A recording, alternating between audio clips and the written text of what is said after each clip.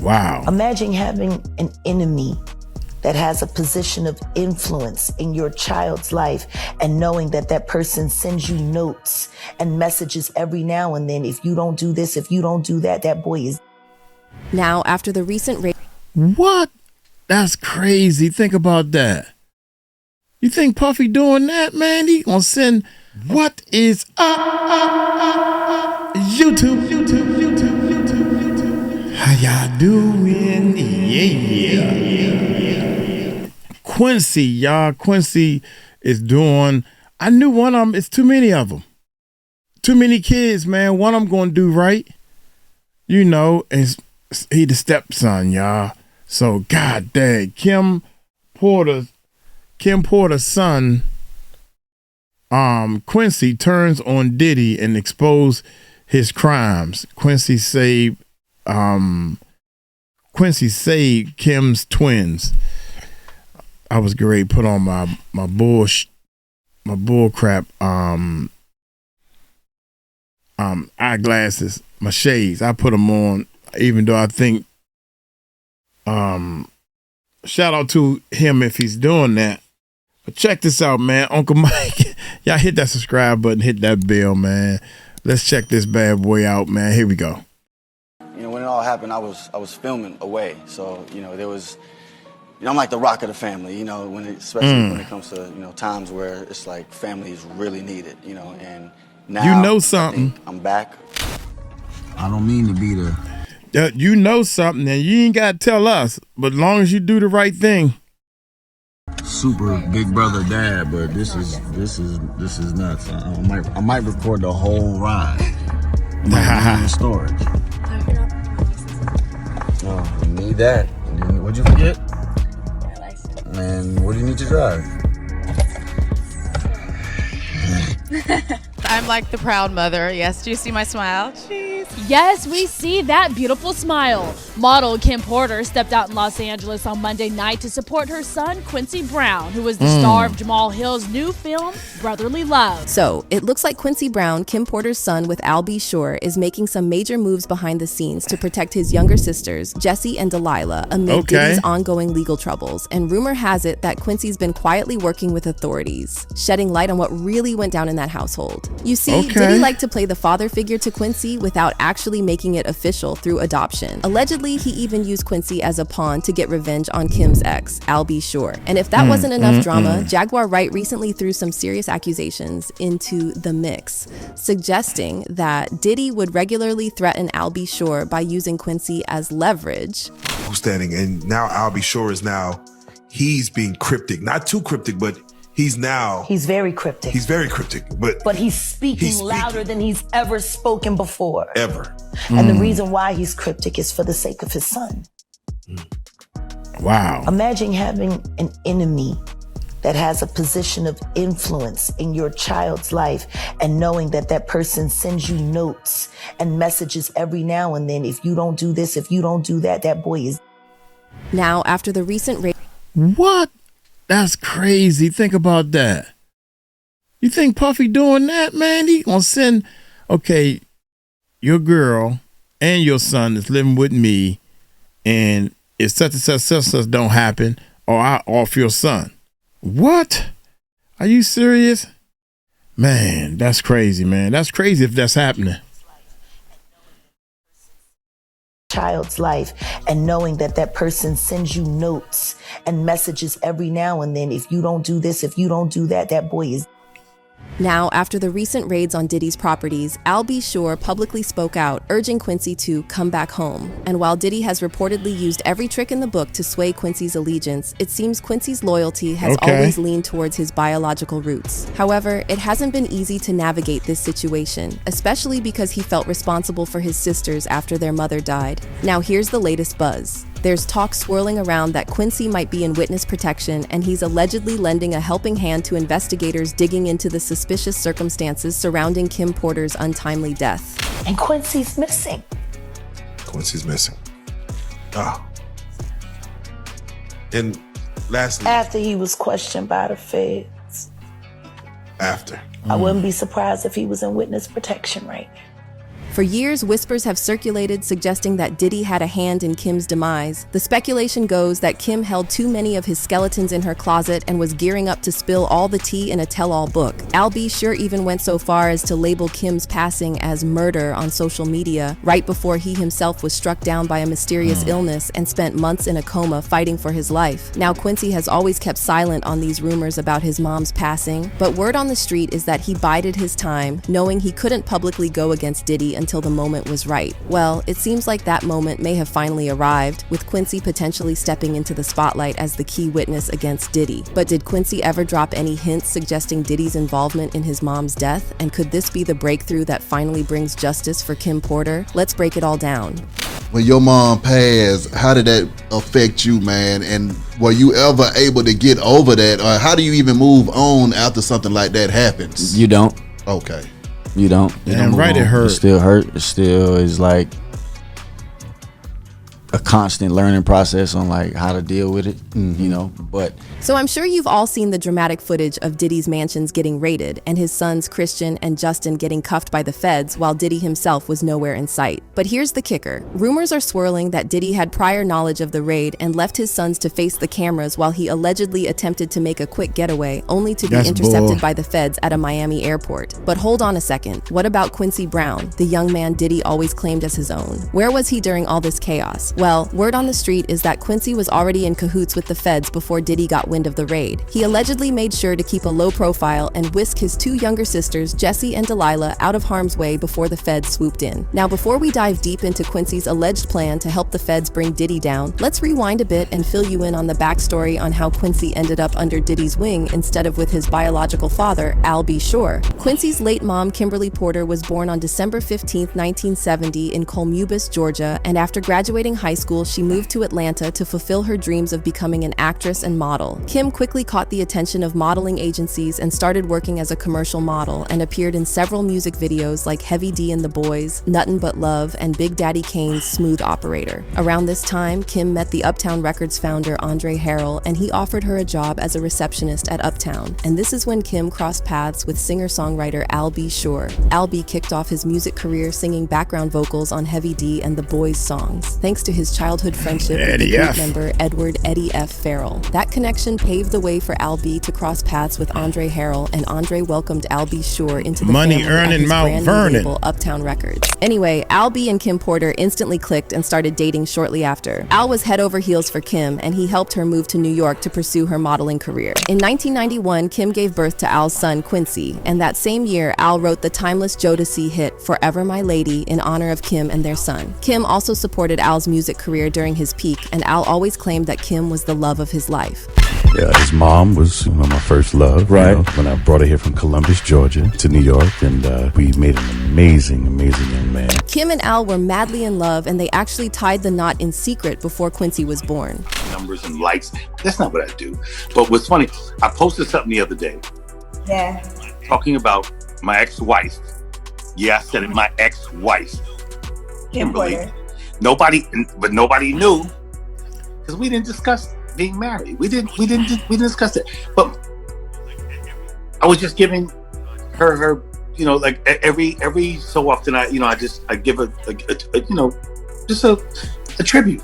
Sadly, Kim and 𝗟𝗡𝗡𝗏's fairy tale came crashing down when Kim had the misfortune of meeting Diddy. Diddy was working as an A&R executive at Uptown Records when Andre Harrell hired Kim as a receptionist, and Diddy became completely obsessed with Kim. Diddy told Essence in 2006 that the first time he saw Kim was at the studio with 𝗟𝗡𝗡𝗏. However, Diddy claimed he didn't start making moves on Kim right away. Diddy said, "I wasn't trying to holler at her or anything, but I was admiring her lips, her eyes, her mouth, her shape, her energy, and thinking, I wish I had a girl like that." Basically, Diddy was insanely jealous of 𝗟𝗡𝗡𝗏 having someone like Kim on his arm, and you already know Diddy has never been told no in his life, so he allegedly started scheming and plotting on how to take Kim from 𝗟𝗡𝗡𝗏. And even before Diddy saw Kim with 𝗟𝗡𝗡𝗏, there was a lot of talk about Diddy being jealous of 𝗟𝗡𝗡𝗏's musical talent. 𝗟𝗡𝗡𝗏 had written and produced some certified classics for the likes of Jodeci, Tevin Campbell, and of course himself. Diddy, on the other hand, took credit for a lot of songs he neither wrote nor produced, and he was always jealous of 𝗟𝗡𝗡𝗏, and there were even stories of Diddy blocking opportunities opportunities for Al, especially in New York. So when Diddy saw that on top of being a more talented musician than himself,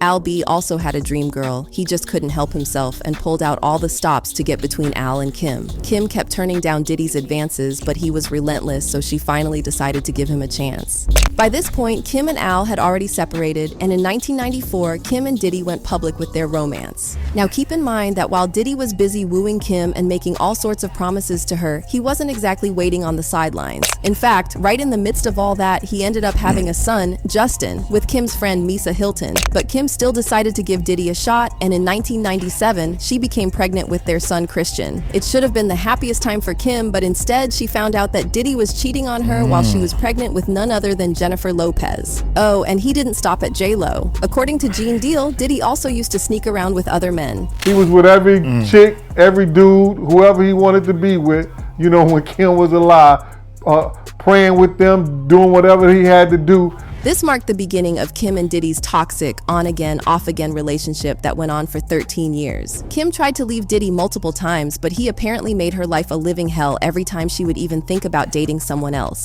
In fact, there's this long-standing conspiracy that Diddy played a part in the death of music executive Shakir Stewart, who briefly dated Kim while she and Diddy were broken up. Diddy allegedly had Kim followed, and he even wiretapped her phone, so when he found out she was seeing Shakir, he hit the roof and confronted her about this. The argument escalated quickly, and Kim reportedly ended up with a broken nose. Most of the reports about this incident have been scrubbed from the internet, however. There's this article published back in 2005 that describes the altercation and states that Kim was left with a broken nose after the couple argued on Combs' yacht in Saint-Tropez. The article also claims that Diddy flew in a specialist plastic surgeon from Geneva after the accident, and that Kim has since claimed that she hurt her face after she banged her nose on a table. However, Kim reportedly continued seeing Shakir despite Diddy's threats. So Diddy decided to take things up a notch and went crazy on Shakir. One source told Media Takeout, Kim was seeing Shakir and Diddy found out and he went apeshit. He tracked Shakir down to his hotel. Then Diddy went up there without security and beat him to a bloody pulp. But it gets even more disturbing from here. On November 1st, 2008, Shakir was found dead at his Atlanta home with a gunshot wound. His death was ruled as self-inflicted. However, it didn't take long before rumors started flying around that Kim spilled some of Diddy's secrets to Shakir and that Diddy had a hand in orchestrating Shakir's demise. But that wasn't enough for Diddy. He also allegedly started plotting how to separate Kim's son Quincy from his father Al B. Sure because he knew Kim still loved Al and he worried they might get back together. Now Diddy often bragged about how he adopted Quincy, and he tried to paint this picture of Al B. Sure as a deadbeat dad. However, according to Diddy's bodyguard Gene Deal, this was a bunch of BS because Diddy never formally adopted Quincy, and as for Al B., he did everything in his power to stay in his son's life. And to his day, Quincy goes by the last name Brown, which is Al B., Sure's name. He was born Albert Joseph Brown. Yeah, motherfuckers think that he had adopted Quincy, and he never did. That's crazy. I was never out of his son's life. Money earned Al way back Vernon. in Mount Vernon. He used to wear leather pants and 100.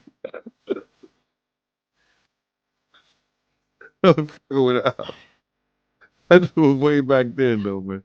Al a good dude.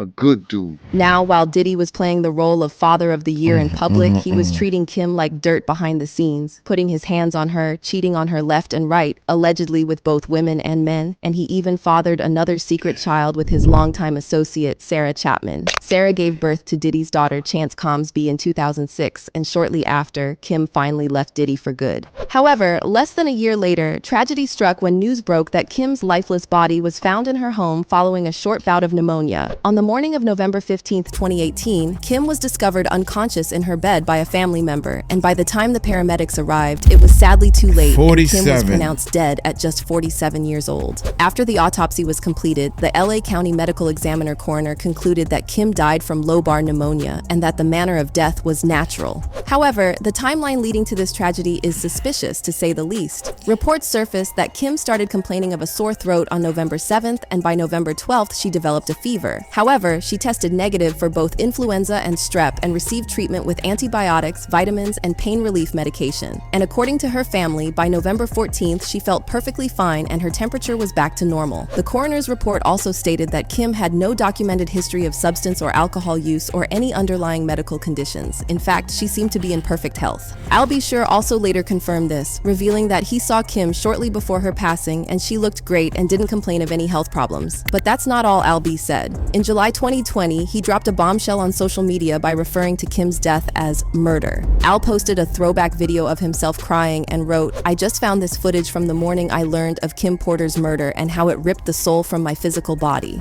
He then added, "I do know very clearly that Kimberly didn't just check out all of a sudden over pneumonia. That's some BS. Really? This is where I get in trouble. We just celebrated our son Quincy's new deal and Christmas special with Netflix, and she was in fantastic health." Oh, and Al also added the hashtag, "Don't let the love songs fool you," seemingly alluding to Diddy's tributes to Kim. Now Al later deleted this post and claimed his son Quincy had reached out and told him the message was triggering. However, Al doubled down on his comment about Kim's passing being suspicious. I write a lot of said, love songs and everything, but don't get it twisted, baby. We can throw hands if we need to, you know. And then I guess the son was like, "Look here, man, don't you know, no rumble, don't need to rumble in the jungle over me."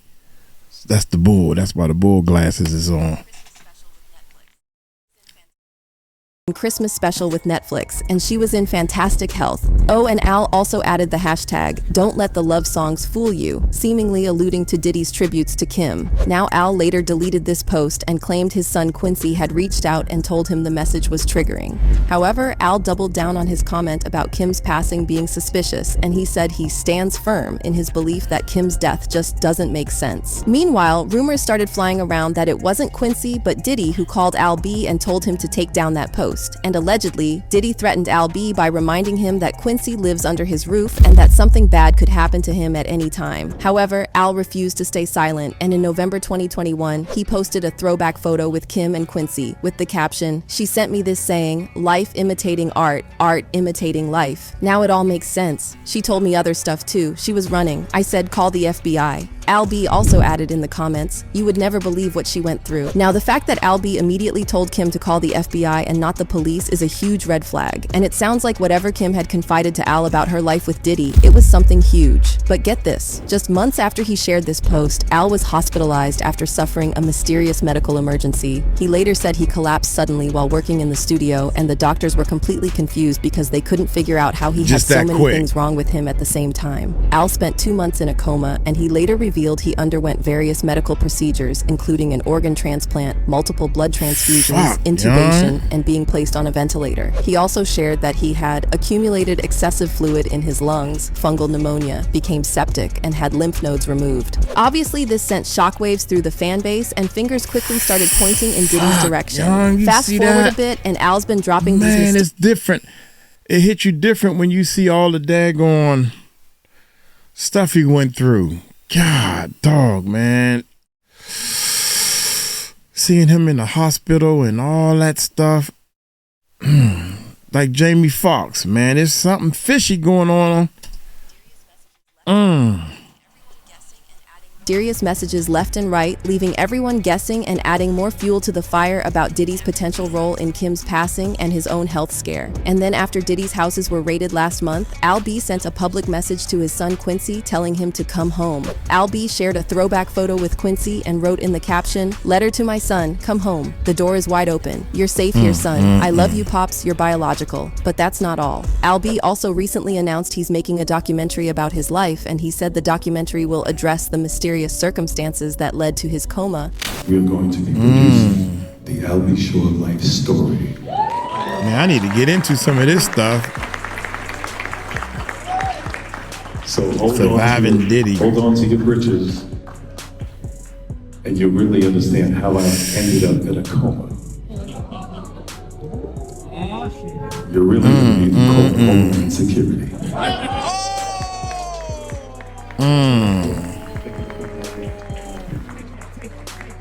Now, as for Quincy, we're now hearing that he's been allegedly making quiet moves behind the scenes to get himself and his two sisters away from Diddy. He allegedly asked Kim Porter's friend 𝗗𝗢𝗡𝗞𝗦 to take in Jessie and Delilah shortly before the feds raided Diddy's houses. And word on the street is that Quincy has already started cooperating with the feds in exchange for protection for his sisters. There are also rumors floating around that Quincy will try and get the feds to reopen Kim Porter's case because the official narrative of his mom's passing never made sense to him. Now, before all this drama with Diddy exploded with Cassie's lawsuit, Quincy played his part well, and he didn't let anyone know that he allegedly had this secret animosity towards Diddy. Every time he was asked about Diddy, Quincy would give props for giving him a good life, and this had a lot of people fooled into thinking that Diddy took Quincy under his wing out of the goodness of his heart while 𝗟𝗡𝗡𝗞𝗦 neglected him. However, according to Jaguar Wright, neither Quincy nor 𝗟𝗡𝗡𝗞𝗦 had any choice but to play along with this narrative because Diddy would allegedly send reminders to 𝗟𝗡𝗡𝗞𝗦 that he could hurt Quincy and even have him killed whenever he wanted. However, according to Jaguar Wright, neither Quincy nor 𝗟𝗡𝗡𝗞𝗦 had any choice but to play along with this narrative because Diddy would allegedly send reminders to 𝗟𝗡𝗡𝗞𝗦 that he could hurt Quincy and even have him killed whenever he wanted. And Quincy's missing. Quincy's missing. Oh.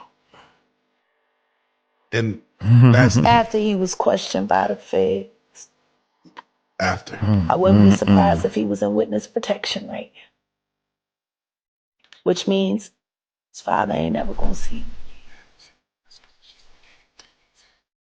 Have we seen the last, or is this just the beginning of that saga? It's just getting started. As for fans, they're praising Quincy and saying he truly turned out to be his mother's son. A lot of folks are also speculating that Quincy only stuck around Diddy because he was scared for his sister, and they're hoping this situation will lead to Kim Porter's death being reinvestigated. Quincy has good intuition. I never believed he liked Diddy, just tolerated him. That young man has stuck around to protect his sisters.